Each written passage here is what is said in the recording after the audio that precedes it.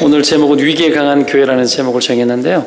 위기에 좀 강하셨으면 좋겠습니다. 무슨 위기가 와도 이 모든 상황들을 맞서서 싸워서 잘 이길 수 있는 패기 있는 신자들이 되시기를 축원을 드립니다. 신자의 삶의 진짜 능력은 언제 주로 나타나느냐 하면 누구든지 마찬가지겠지만 위기 상황 속에서 신자의 진짜 능력이 나타나죠. 위기에 강한 사람의 전형적인 특징이 뭐냐 하면 중요한 것에 집중할 수 있는 능력을 가지고 있어요. 위기가 왔는데 중요치 않는 것에 집중하다 보면 굉장한 더 큰 위기가 올 수 있겠죠. 그죠? 초점이 명확한 사람. 한 번 더 축복하십시다. 초점이 명확한 사람이 되십시오. 초점이 명확한 사람. 그쵸? 집광초점, 돋보기도 그쵸? 집광초점. 빛을 모아서 모아주는 힘이 있어야 별것 아닌 것 같지만 불을 지를 수 있잖아요. 그렇죠? 집중력이 되게 중요합니다. 위기는 초점 없이 살아가도 오기도 하지만 초점을 가지고 살아가도 위기는 와요. 특히 신앙이란 더 그렇죠. 좌충우돌 막 살아가고 자기 마음에 원하는 대로 막 살아가면 반드시 위기가 오거든요. 반면에 세상에 빠지거나 그냥 자기 욕구대로 살면 죄를 많이 짓고 그렇게 살다 보면 위기 반드시 와요. 위기 옵니다. 자기 영혼을 나태하게 내버려 두고 방치해도 위기가 와요. 하나님의 백성이 기뻐하지 못한 태도를 취하고 막 살아가도 위기가 옵니다. 마귀가 가만 냅두지 않죠. 너무 쉬운 사람. 너무 쉬운 사람 되지 마십시오. 그냥 간보고 맛보고 너무 쉬운 사람.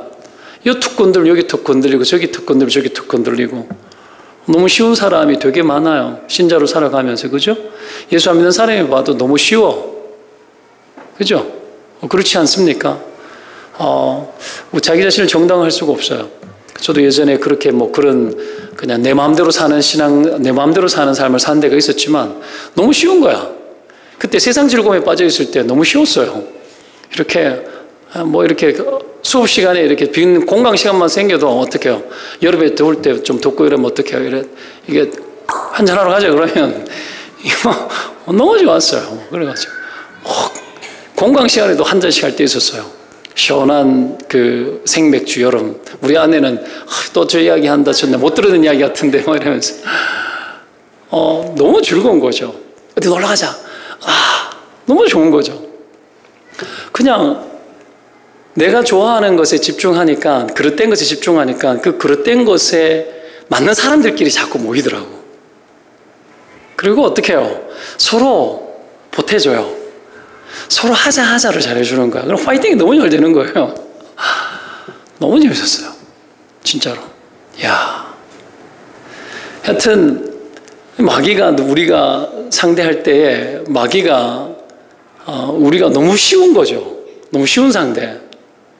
그러니까 여러분 건들 것도 없죠. 그러다 보면 나중에는 위기가 와요. 영혼이 탈탈 털리고 영혼의 빈궁함에 빠져서 제가 빛이 싫을 때가 있었습니다. 빛이 싫고 내 영혼의 공허함과 아무리 해도 공허한 거예요. 그 20대 중반의 경험이었어요. 영혼의 공허함이 뭔지를 알았어요. 그게 그 공허함을 채우기 위해서 또 그러고 또 그래 보지만 안 채워져요. 그러니 여러분 그 영혼의 기갈들을 하나님 앞에 나아가지 않고 어떻게 해소하겠어요? 결국은 회심 사건을 통해 가지고 인생이 돌이켜지니까 만족이 되더라고요. 하여튼 그렇게 위기에 너무 취약한 그런 인생을 살아가는 사람들이 되게 많고요. 그래서 초점 없이 살아가면 위기에 반드시 빠지고 마귀에게 빠집니다. 허비하게 삽니다. 반면에 하나님께 집중해도 마귀가 가만두질 않아요. 하나님을 신실하게 믿으려고 해도 방해하잖아요. 그죠? 중국 기독교 지금 국가에서 온 성으로 한국 기독교인, 특히 한국에서 선교하러 온 사람들 다 추방시키고 하는 그런 어떤 작전 명령서 같은 것이 다 뿌려졌다잖아요. 믿음으로 집중하고 영혼 구원을 위해서 살고 신실하게 믿음을 지켜나가기 위해서 애를 쉴 때에도 위기는 와요. 위기의 성격이 다르죠. 그죠? 하나는 죄에 빠져서 온 위기고 하나는 의를 행하면서 살아갈 때 오는 위기인 거예요. 그죠? 그런데 둘 다 위기를 부를 수 있지만 그 위기를 극복할 때에는 잘 못해서 온 위기이든 잘해서 온 위기이든 간에 위기를 극복하는 것은 초점이 명확하게 해야지 극복되어져요. 둘 다. 어떻게 해요? 초점을 명확하게 하면서 살아서 어려움을 당한 사람은 초점을 더 명확하게 하고 살면 되고, 초점 없이 살았던 사람은 초점을 찾아서 다시 돌아오면 돼요. 이기는 방법은 똑같아요. 똑같습니다. 신자의 초점이 어디 있죠? 하나님이죠. 하나님의 뜻이죠. 그죠? 교회 생활 아니죠? 그죠? 교회에 와서 그냥 우리가 뭐 셀 모임 재밌게 하고, 아니면 교회에 와서 뭐 내 기능을 잘 발휘하고 뭐 이런 것이 아니죠. 초점은 어디에 있죠? 복음과 십자가와 나를 구원하신 주님께 있는 거죠. 나를 향하신 하나님의 뜻에 있는 거예요. 거기에 초점을 맞추지 않으면 끊임없이 방황하고 끊임없이 탈진합니다. 그래서 그 초점을 맞춰서 다시 돌아오면 이래 위기를 빠졌던 저렇게 해서 위기를 빠졌던 위기의 양상은 다르지만 해결하는 방법은 똑같습니다. 그러니 죄에 빠져서 위기가 왔던, 의를 향하다가 위기가 왔던 간에 끝까지 여러분 초점을 명확하게 하는 일에 집중하는 복된 인생 사시기를 축원을 드립니다. 예수님 하늘로 승천해버리셨잖아요. 오늘 본문 그죠? 이것이 의존 세력이 사라진 것이라고 저는 보는데, 그런 상황하고 비슷한 거예요. 사람마다 자기가 의존하는 것들이 있거든요. 보통은 어떤 대상을 의존하며 살아가요. 사람을 의존을 많이 하죠. 의존. 사람이 사실은 위로가 되어지고 힘이 되어지고 또 진짜 능력이 되어질 때가 많아요. 그래서 내 곁에 항상 의존 세력을 두고 싶은 게 사람의 마음이에요. 12제자들이 예수님의 부르심에 의해서 예수님 중심으로 3년을 함께 동고동락하면서 비전을 이루어가면서 살았잖아요. 예수님 같이 계셨기 때문에 생각보다 든든했죠. 그죠? 5,000명 먹이는 기적도 뭐 마다하지 않은 기적을 베푸는 것들은 흔한 일들이고, 그러니 예수님 옆에 계시면 든든했죠. 사실은요. 이스라엘을 어떻게 해요? 독립시킬 수 있을 것 같았고, 진짜 메시아로 나라의 왕이 될 만큼 능력이 너무 많았죠. 왕이 되고도 남음이 있을 만큼 능력이 대단한 분이셨잖아요. 얼마나 든든해요. 그 옆에 같이 있는 것만으로도 든든한데, 그 예수님이 어떻게 잡히실 때 흩어져 버렸죠. 제자들이 흩어져 버리고 도망가 버렸습니다. 의존 세력이 빠지고 의존 세력이 위기에 빠지니까 흩어져 버려요. 구심점 사라지는 거죠. 집중력 사라져 버리는 거예요. 그래서 각자 자기 삶의 자리로 돌아가고 회개하고 그냥 퇴보하는 삶을 살잖아요. 그래서 옛날에 고기 잡던 대로 다시 돌아가고, 그 공허함이죠. 공허함. 주님 벗어나가지고 자기가 원하는 익숙한 대로 다시 쫓아가더라는 거예요. 그것만 있었습니까? 실패감, 좌절감, 사람들이 바라보는 눈빛, 시선, 평가, 이런 것들이 쫙 다 있었단 말이에요. 그 평가, 그 시선 속에서 뛰쳐나와서 살아가는 거 쉽지 않아요. 그래서 그 실패감 속에서 잔뜩 실망감을 끌어안고는 그냥 살아갑니다. 부활 이후에도 길을 잘 피지 못했죠. 사실은요. 예수님이 찾아가가지고 하나하나 다시 부르잖아요. 아무도 모이지 않는데 뿔뿔이 흩어져 있는데 따로따로 찾아가거든요. 찾아가가지고 다 불러 모아요. 그러다가 40일 계시다가 계실 때 좋았는데 하늘로 가버리잖아요. 빠이빠이 하고 가잖아요. 그죠? 모든 것을 맡기노라. 와, 이것도 난감스럽잖아요. 의존 세력이 내 가운데서 벗어나고 사라질 때, 남편 의존 많이 했는데 남편이 갑자기 뭐 해외 출장 가끔씩 한 달씩 막 가는 사람이, 2달씩 가는 사람이 있더라고요. 이렇게 가면은 갑자기 여자들이 막 힘들어질 거예요, 아마. 와, 막막하죠. 소중한 줄 몰랐는데 없어지고 나니까 조금 소중한 걸 조금 느끼고 막 속 시원해요. 이때다. 이래가지고 어떡합니까? 그냥 남편 없을 때 할 것 하고 막 그러십니까? 그래도 저녁에 돌아와서 밉든 곱든 간에 그 자리에 비어 있으면 좀 허전하거든요. 안 허전해요? 안 허전하구나. 전부 다 부부 상담 다 받아야 돼. 여러분, 그런 거예요. 저도 안에 있다고 없으니 허전해요. 며칠 없을 때 가끔 있는데 그러면 뭐 허전하죠. 얼마나 소중한지 모릅니다. 의존 세력. 내가 의존하던 것들이 사라질 때, 사람뿐 아니라 갑자기 돈의 폭격을 맞아가지고 돈이 다 사라졌어. 기댈만 했는데, 와, 이것도 힘든 거예요. 그렇죠? 뭐 우리 주변에 의존할 만한 것들이 생각보다 많아요. 그런 것들이 사라질 때 내 안에 찾아오는 그 무기력감이나 그리고 어떤 정서적인 외로움 같은 것들이 있거든요. 사람들이 굶주려요. 그걸 이제 채우고 싶어 하는데 그 채울 때를 막 찾아서 나서는 겁니다. 사람은 빈 채로 못 살아요. 정서적으로 공허한 것들을 못 견뎌요.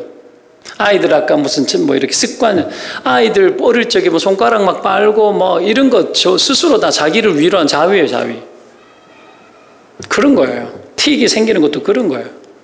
채워지지 않으니까 공허함 속에서 하나님은 인간이 공허하게 살도록 안 내두셨어요. 뭐라도 채워야 되는데 사랑을 채우고 부모의 사랑을 채우고 이 땅을 살면서 결국은 하나님의 사랑을 채워서 살게 하셨거든요. 그게 없으면은 그 공허함을 채우기 위해 가지고 다른 것을 끊임없이 찾아요. 20대 청년회 때 제가 회심하기 전에 있잖아요. 막 그런 공허함들을 채우기 위해 가지고 세상에 멋있는 것들을 막 추구도 막 하고 해봤어요. 막 해봤는데 공허하더라고요.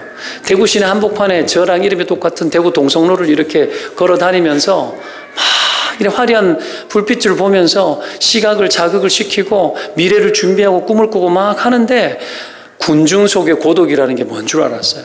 아, 이거 고독한 거구나. 근데 그걸 어떻게 해소하는지 몰랐어요. 주를 만나고 난 이후에 해결되더라고요. 주님 앞에서 내 인생이 얼마나 죄된지 알고 깨닫고 눈물 쏟으니까 하나님 앞에 눈물 쏟으니까 채워지더라고요. 그것 외에는 방법이 없어요, 여러분. 예수님 만나는 거 외에는 방법이 없어요. 머리로 암만 우리가 여러분 짱돌 굴려도 답 나오지 않습니다. 오늘 제자들이 그 주님이 이제 떠나고 떠났는데 이전과는 조금 다른 일들이 있었어요. 예수님이 사라졌는데도 본문의 13절을 보십시오. 13절에 보면은 중간에 보면 뭐가 나옵니까? 아들 유다가 다 거기 있어. 예수님이 떠났는데 다락방에 이들이 모였는데 다 거기에 그대로 있는 거야. 예수님 떠났는데. 구심점 사라지고 의존 세력 사라졌을 때는 다 흩어졌다가 오늘은 다르잖아요. 예수님 떠나버렸는데도 다 모여 있는 거예요. 뭔가 좀 다른 거죠, 그죠? 그리고 14절에 보면 더불어 마음을 같이하여 오로지 기도에 힘쓰더라 나오죠, 그죠?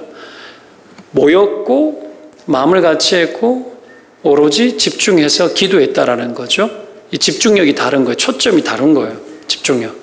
이것이 여러분 위기 때에 가져야 될 신자의 자세입니다. 이런 사람들이 다락방에 120명이 모였다고 나옵니다. 예수님 없어져도 흐트러짐 없었다라는 거죠. 위기 때에 오히려 더 강해졌죠. 그렇죠? 어떻게 보면 이전과 다른 양상이죠. 우리의 상황이 바뀌고 환경이 바뀌었는데도 그 위기 속에서 더 발전된 모습을 보이더라는 거죠. 강한 집중력을 가지고.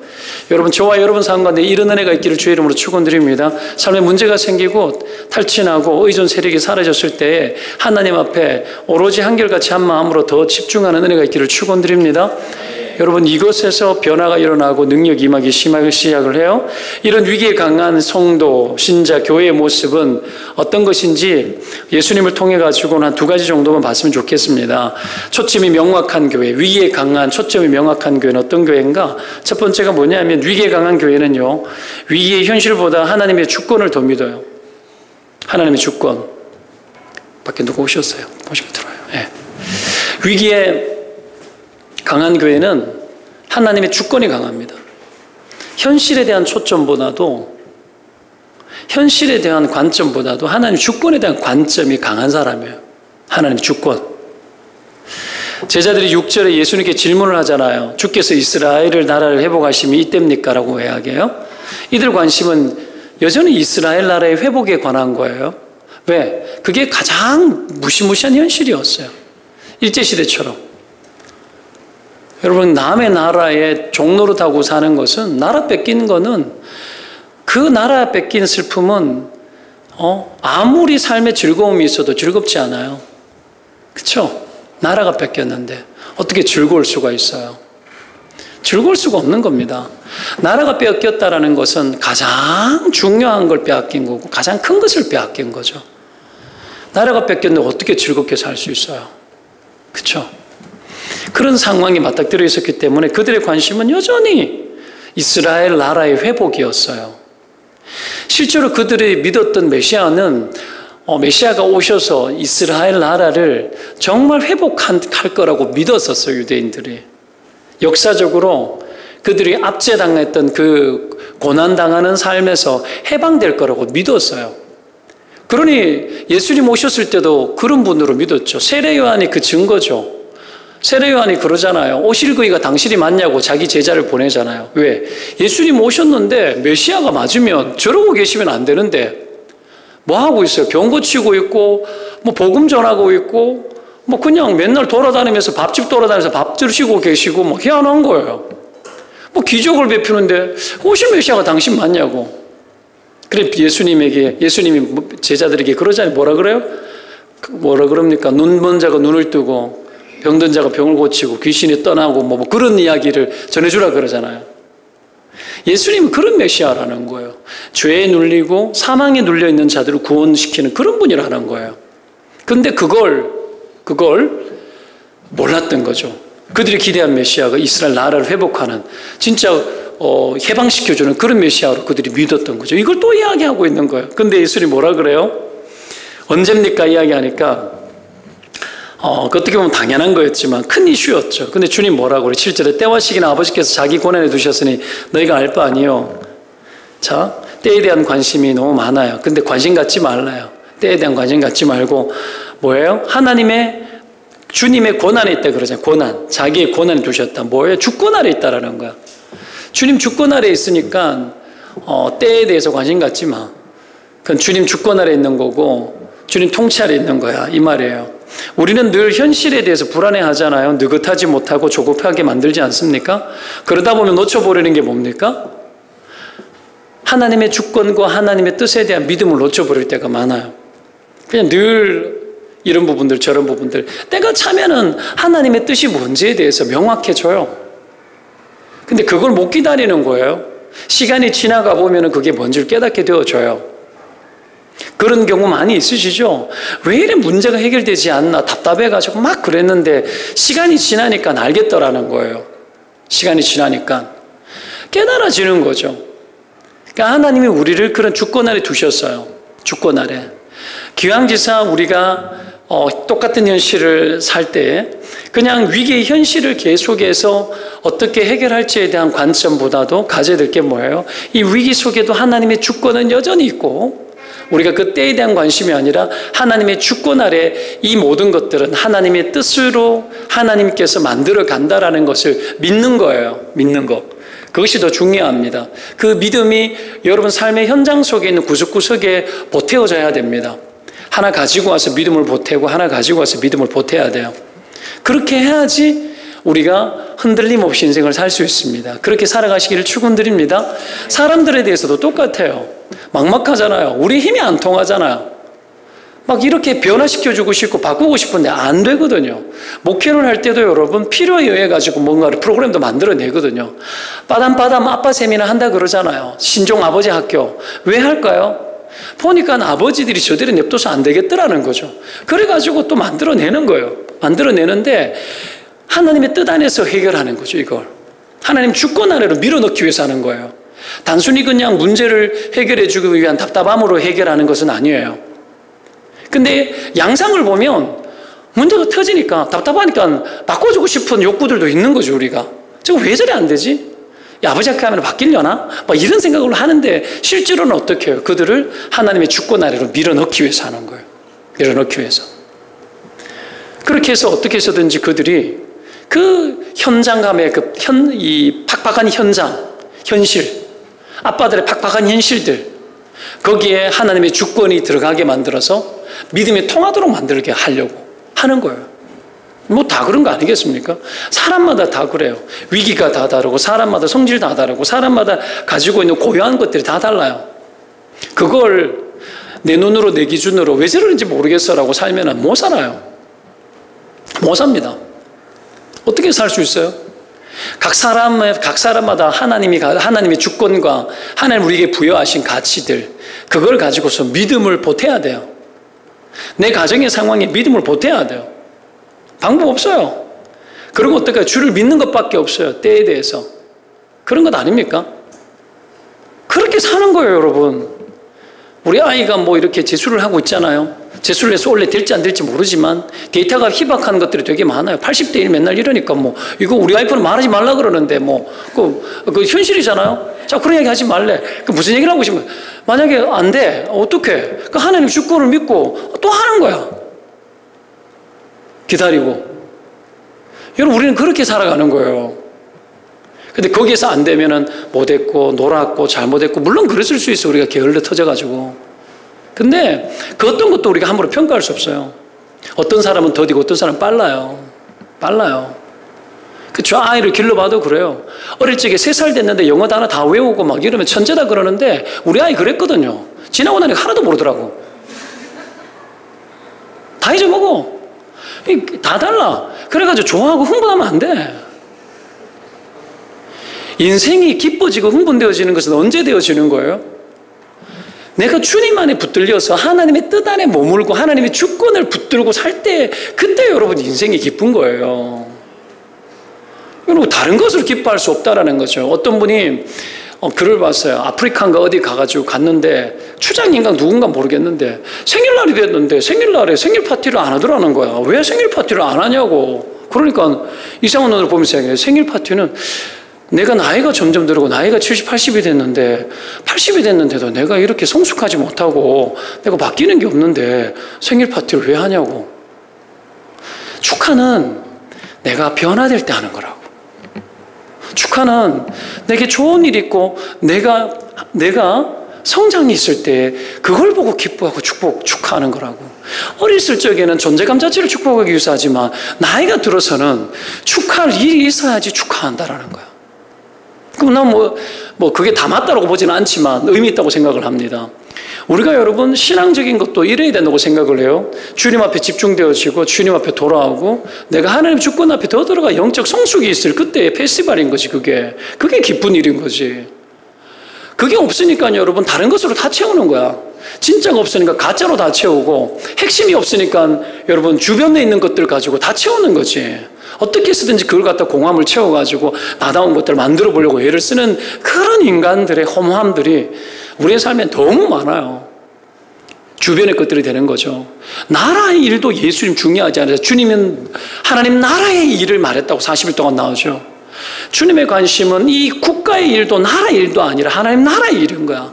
이날 내가 큐티하면서 사도행전 1장 큐티하면서 내가 그렇게 적었어요. 국가도 중요하지 않다. 하나님 나라가 중요하다. 내 먹고 살고 내 생존, 내 현실 중요하지 않다. 내 새끼 뭐 이래 되고 저래 되고 이런 것들 다 중요하지만 그것보다 더 중요한 것은 하나님의 비전이 더 중요하다. 뭐 그렇게 내 스스로 큐티하면서 적었어요. 그러면서 하나님 주권 아래로 들어가는 거죠. 맞아. 하나님 주권 아래 있는 건데 내가 두려울 것이 뭐냐. 좀 더디고 좀 느리고 좀 상대적으로 봤을 때는 못해 보이고 하지만 하나님 주권이지. 그렇죠. 달란트도 1개도 하나님 주권, 2개도 주권, 5개도 하나님 주권이잖아요. 맞잖아요. 그렇죠? 평생 집을 사도 평생 25평짜리 살아도 주권이고 100평짜리 살아도 주권인 거야. 그런 거 아닙니까? 그 주권 안에서 자유를 누려야 돼요. 내가 벤츠를 타고 다니는지 티코를 타고 다니는지 그 어떤 누구도 나에 대해서 함부로 말할 수 없어. 여러분 그런 거예요. 복음이 우리를 자유케 하고 하나님의 주권 아래 우리 인생이 들어갈 때 거기서 여러분 우리가 정신 차리는 거고 거기서 위기가 극복되어지는 거예요. 그렇지 않으면 여러분 모든 것을 다 가지고도 맨날 위기처럼 살아가요. 만약에 우리가 하나님 주권을 믿는다면 먼저 사라지는 게 뭐겠습니까? 사람과 사람 사이에서 비교하고 폼 재고 부부지간에는 잔소리하고 닥달하고 이런 것부터 좀 사라지겠죠? 그죠? 그런 겁니다. 그래서 하나님의 주권은 우리의 많은 불안들과 위기들을 여러분 이기게 합니다. 그래서 하나님 주권 속으로 들어가는 은혜가 있기를 주의 이름으로 축원드립니다. 바뀌지 않는 상황 속에서 여러분 기다리고 머물고 버틸 수 있어야 되는 거죠. 그냥 뭐 하는 거예요? 하나님 나라를 위해서 힘쓰는 거야. 하나님이 기뻐하는 뜻 이루기 위해서 힘쓰는 거예요. 힘쓰는 거예요. 각자의 자리에서 처소에서 힘쓰는 거예요. 그렇게 살면 돼요. 그렇게 살면 하나님 그거 기뻐합니다.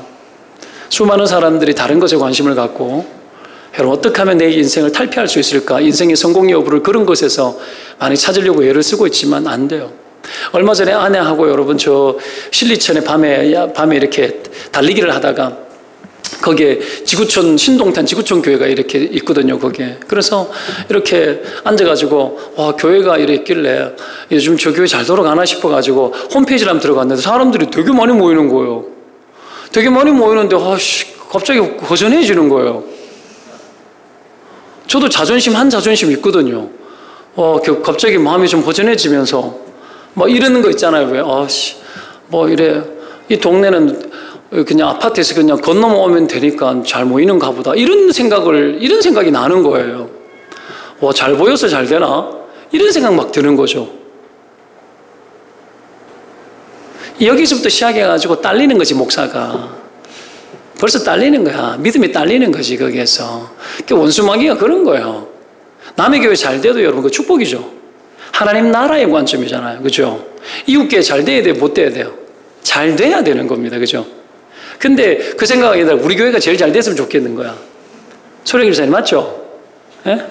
이 생각이 여러분 우리가 하나님의 주권을 거부하는 생각이에요. 그때부터 행복 사라집니다.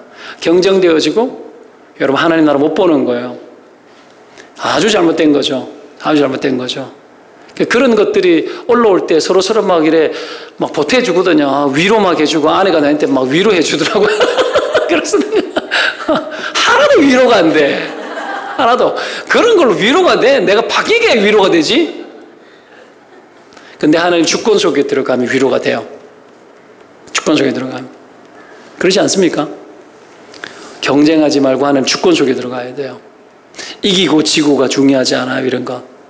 안 그렇습니까? 그쵸? 저한테도 막, 혹시나 지금까지는 잘 됐는데 나중에 부흥 안 된다고 나 쫓아 보내지 마세요. 내 쫓고 막 그러지 마시기 바랍니다. 우리가 복음 안에서 기뻐하고 하나님 나라를 기꺼이 여러분 함께 위하고 우리가 그렇게 살아가는 거죠. 선교적이어야 돼요. 선교적이어야 돼요. 그죠? 한국 사람들은 선교사로 나가가지고 한국 사람들은 땅 따먹게 해요. 자리 싸움하고. 그러면 안 되거든요. 그래도 선교 현장 가면은 연합되어지고 교회를 깨고 각 교회의 어떤 틀을 깨고 연합하고 하나님 나라를 위하고 막 그러듯이 한국 땅 안에서도 그렇게 해야 되는 거예요. 사실은. 그게 맞습니다. 자, 여튼 간에 위기의 현실보다 하나님의 주권을 더 믿으시기를 축원드립니다. 그러면 많은 위기를 극복할 수 있어요. 또 한 가지, 위기에 강한 교회는 여러분 위기 속에서도 비전을 생각해요. 비전. 예수께서 오늘 제자들의 관심을 돌리잖아요. 8절에 오직 성령이 너에게 임하시면 나오죠. 8절 한번 읽어보십시다. 8절 시작.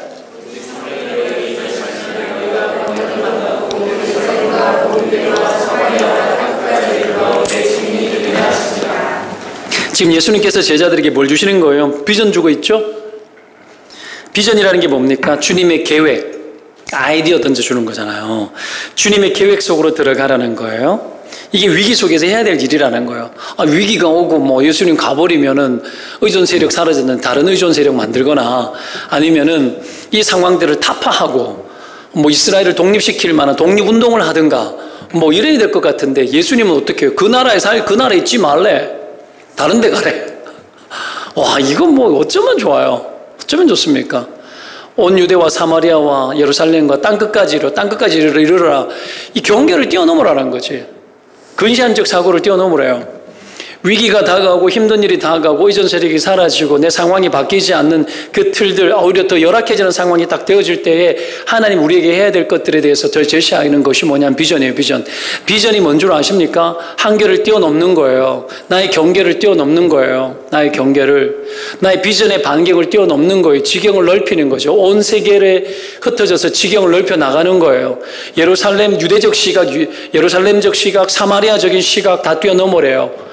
유대인들이 여러분 예루살렘 벗어나가지고 사마리아인들도 얼마나 개취급했습니까? 그 환경 뛰어넘으라는 거예요. 이방인들이 구원받을 거로 누가 생각해요? 근데 이방인까지 가라고 이야기를 하잖아요. 그래서 성령 받고 각 나라의 언어로 다 들리는 거예요. 온 세상 복음 전하라고. 한계를 뛰어넘고 경계를 뛰어넘는 거예요. 사람들과 신자들도 마찬가지예요. 여러분 내 개인의 한계가 있거든, 경계가 있거든요. 맨날 여기 갇혀가지고 그 생각만 하고 살아가는 사람이 있어요. 하나님의 비전이 있는데 그 비전을 향해 가지고 못 나가는 거죠. 그냥 맨날 첫날 먹고 사는 문제에 갇혀가 살아가는 사람들이 너무 많아요. 자기 신앙의 한계가 그냥 여기까지인 거야. 믿음도 너무 작고 믿음의 발전도 너무 없어. 그러잖아요. 평생 담배 피니까 잽니까? 이런 것들 고민하고 살아가고 그래요. 맨날 그러니까 거기 멈춰 살아가는 거예요. 직장 생활하면서 꼭 내가 입을 벌려서 말씀을 전해야지 그것이 예수 믿는 자의 삶입니까? 맨날 그런 고민하는 거야. 그러니까 한계가 거긴 거야. 한계가. 그 한계 속에서 벗어나려고 해야 되는데 벗어나려고 하지 않는 거예요. 오늘 예수님이 뭐라고 이야기합니까? 유대적 시각을 벗어나게 만들어요. 글로벌한 시각을 줍니다. 온 세상을 볼 수 있는 눈을 주는 거예요. 그냥 내가 관심 가졌던 그 관심을 뛰어넘으라고 이야기를 해요. 비전이 뭐예요? 하나님의 생각이죠. 하나님의 계획이죠. 하나님의 계획 속으로 가보라는 거예요. 들어가 보라는 거예요. 저는 우리 교회 자녀들, 우리의 자녀들도 그렇게 길렀으면 좋겠어요. 일찌감치 여러분 자녀를 떠나보낼 생각을 해야 돼요. 하나님의 종이 되도록 만들어야 돼요. 어디든지 가겠다 그러면 보낼 생각해야 되는 겁니다. 맨날 우리 아들은 뭐 어디 일본에서 미국에서 활동하겠다 그러고 맨날 그러거든요. 마음에 준비하고 있어요. 준비하고 있어요. 내가 할 수 있는 나 다 도와주고 내가 그냥 어떻게 해서든지 내가 도와줄 생각이에요. 여러분 그런 거예요. 지 신경 있고 넓은 세상을 뛰어넘어가지고 다른 세상에서 뭔가를 해보고 싶어하는 꿈이 있으면 그럼 가보라. 온 세상이 흩어져야 돼요. 이 좁아터진 대한민국 안에서만 머물 생각하면 안 되는 거죠. 그렇다고 해가지고 이 대한민국이 나쁘다는 얘기가 아니죠. 그죠? 비전을 근거로 살라라는 거예요. 비전을 근거로. 우리의 삶의 근거가 여러분 내가 가지고 있는 정체감이 나의 한계를 반경을 갖게 만드는데 나의 정체감을 업그레이드 시켜내고 뛰어넘게 만드는 건 비전이 들어오지 않으면 정체감이 안 바뀌어요. 그래서 예수님이 오늘 비전을 주시는 겁니다. 위기 속에서 그리고 그 상황 속에서 비전을 주고 그리고 그 계획 속으로 들어가도록 초청을 하는 거죠. 사람들이 위기가 오면 현실에 초점 맞추고 비전 버리지 않습니까? 그리고 내 손 안에서 해결할 수 있는 현실적인 문제만 이렇게 막 해결하고 급급하고 그렇게 급급하게 해결하려고 하는데 그러면 안 됩니다. 하나는 그걸 넘어서서 뛰어넘으라고 이야기를 합니다. 자, 우리가 왜 그러면 현실 속에서 멈추어가지고 그냥 살아갈까? 오늘 본문을 근거로 보면 힘이 없어서 그래요. 힘이 없어서. 오늘 본문에 비전이라는 것을 감당하고 싶어도 힘이 없는 백성들을 위해서 주님이 오늘 주시는 메시지가 뭐예요? 오직 성령이 너희에게 임하시면 너희가 뭐 받아요? 권능받고 간다라는 거지. 권능받고 한계를 뛰어넘는다라는 거죠. 힘을 입어서 한계를 뛰어넘는 거예요. 그렇죠? 아이들도 격려를 주면은 여러분 힘을 입잖아요. 일본의 어떤 초등학교인지 유치원인지 모르겠는데 지 키보다 높은 띠틀인데 거기를 뛰어넘는 거야 아이들이. 근데 한 애가 못 뛰어넘고 있었어. 그 영상 본 적 있죠? 못 뛰어넘는 거예요. 암만 해도 안 뛰어넘어지는 거죠. 근데 아이를 부르더니 친구들이 막 둘러싸가지고는 막 뭐라 화이팅 했어. 그러고만 해 달렸는데 지 키보다 높은 띠틀을 뛰어넘더라고. 어마어마하죠. 격려를 입으면 그래 되는 거예요. 격려를 입으면. 성령이 뭐예요? 위로의 영이시잖아요. 격려의 영이시라고요. 그죠? 그 성령께서 우리 인생의 한계를 뛰어넘을 수 있도록 힘을 공급해 주시는 분이시래요. 그래서 너희들은 모여가지고 성령이 너에게 임하시면 성령이 임하도록 모여서 흩어지지 않고 집중력 있게 기도하면서 초점 맞추고 흩어지기 전까지 어떡합니까? 능력을 더 느끼기를 사모하잖아요. 사모. 그런 여러분 교회 됐으면 좋겠습니다. 힘을 입고 달려나가는 거죠. 한 주를 시작해도 힘을 입고 살아가는 거고 비전을 위해 살아가는 사람이 얼마나 성령 받아야 되겠습니까? 크게 쓰는 사람들이 얼마나 기도가 많이 필요하겠습니까? 기도의 사이즈가 비전의 사이즈예요. 성령은 언제 역사해요? 기도하는 자리에서 역사하죠. 성령의 강권적인 역사, 강력한 역사, 성령의 권능은 여러분 기도하지 않는데 어떻게 들어오죠? 그렇죠? 기도 가운데 성령이 임하고 그 성령이 비전을 열어주고 비전을 뛰어넘게 만들고 경계를 뛰어넘게 만드는 거죠. 단순히 위기를 극복하는 것이 아니라 위기를 극복하기 위해서 비전을 찾는 게 아니에요. 위기는 위기대로 납둬버리고 네가 해야 될 일을 하라는 거예요. 그러면 나머지 것들에 대해서는 위기를 풀어서 위기가 해결되는 것이 아니라 다른 비전 속에 살게 되어지면 그 위기에 대한 주권을 해서 당신이 알아서 다루는 영역이라는 거죠. 아예 다르게 보는 거죠. 자, 그러면은 권능이라는 게 뭡니까? 권능이라는 것이 우리는 흔히 생각할 때 권능 그러면 어떡합니까? 문제가 생기면 문제를 다 해결해버리고 막 그러는데 오늘 예수님이 주신 이 권능이라는 것이 사도행전의 역사를 보면 그들이 복음을 증가하러 가는 현장마다 핍박을 받고 고난을 당하잖아요. 그죠? 고난을 피해가는 능력이 아니에요, 권능은. 그죠? 고난을 없애는 능력이 아니에요. 사람을 막 다 그냥 어떻게 해요? 그냥 다 굴복시키는 능력이 아니에요.